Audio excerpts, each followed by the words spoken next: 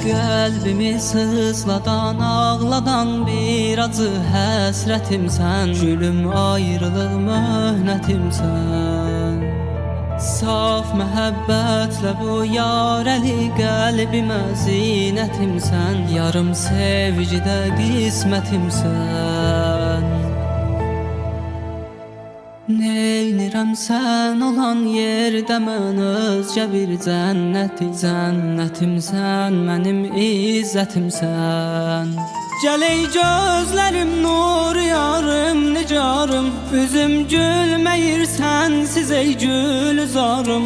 Bu aləmdə sənsiz dəxi yox qərarım. Daha gəl bitə intizarım.